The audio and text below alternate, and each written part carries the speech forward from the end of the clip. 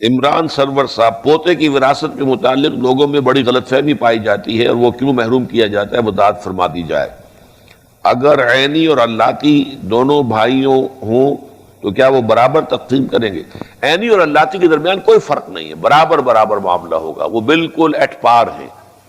البتہ پوتا یتیم، میں نے آپ سے عرض کیا تھا نا کہ اس میں قاعدہ ہے، ایک دائرہ ہے، اس دائرے کے اندر اگر کوئی موجود نہیں ہے تو سیکنڈ دائرے میں وراثت جائے گی۔ اگر تو کوئی بیٹا نہیں ہے، ایک شخص فوت ہوا ہے، اس کے 5 بیٹے تھے، 5 بیٹے جو ہیں وہ اس کی زندگی میں فوت ہو گئے، البتہ بیٹوں کی اولادیں ہیں، تو اب تو پوتے جو ہیں وارث ہو جائیں گے، اس لیے کہ پہلا دائرہ بالکل ختم ہو گیا ہے۔ لیکن پہلے دائرے میں ایک بیٹا بھی موجود ہے تو پھر وہ یتیم پوتا جو ہے، جو بیٹا فوت ہو گیا، اس کی اولاد وہ جو ہے محجوب الارث کہلاتی ہے، اسے وراثت میں سے حصہ نہیں ملے گا۔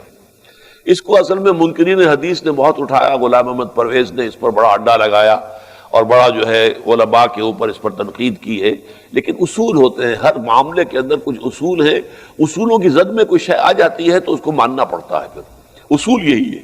باقی یہ ہے کہ چونکہ یتیم پوتا وارث نہیں رہا، تہائی کی حد تک اس کی وصیت کی جا سکتی ہے۔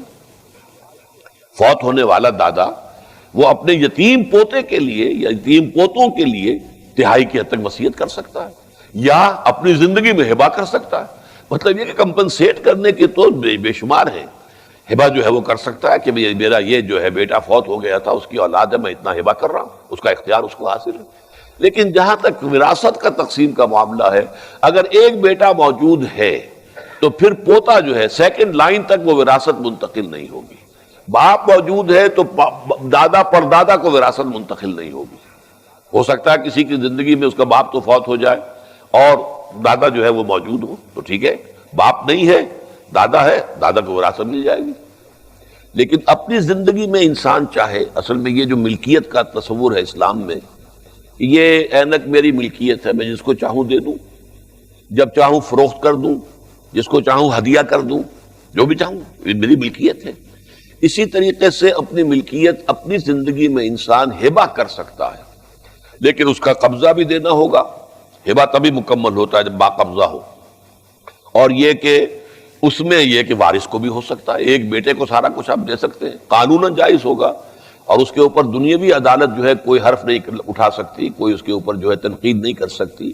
لیکن اگر اس میں ناانصافی کی گئی ہے، اگر ناانصافی کا کوئی خاص سبب ہو، کوئی ایک بیٹا جو ہے وہ آوارہ ہے، بدقماش ہے، اور اندیشہ یہ ہے کہ وہ ساری جائیداد جو ہے بگاڑ دے گا، خراب کر دے گا، فرض کیجئے کوئی کسی کے پاس اس قسم کا کوئی عذر موجود ہے اور وہ 2 ہی بیٹے ہیں، تو وہ ساری جائیداد اگر ہبہ کر دیتا ہے اس بیٹے کو جس کو وہ کہتا ہے وہ صالح ہے، سمجھدار ہے، اب نفع نقصان کا جو ہے اس کو پورا فہم موجود ہے، تو اس کا جواز ہوگا۔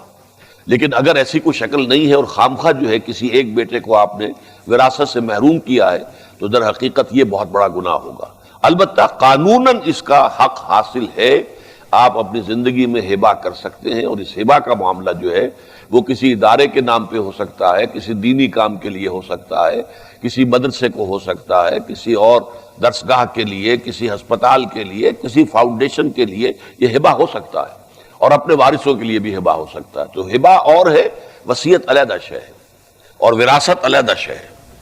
یہاں یہ کہ وراثت کا حق معین کیا گیا ہے، لیکن یہ کہ اسے لڑکے کے مقابلے میں آدھا رکھا گیا، اس کی وضاحت تو میں کر چکا ہوں۔ اور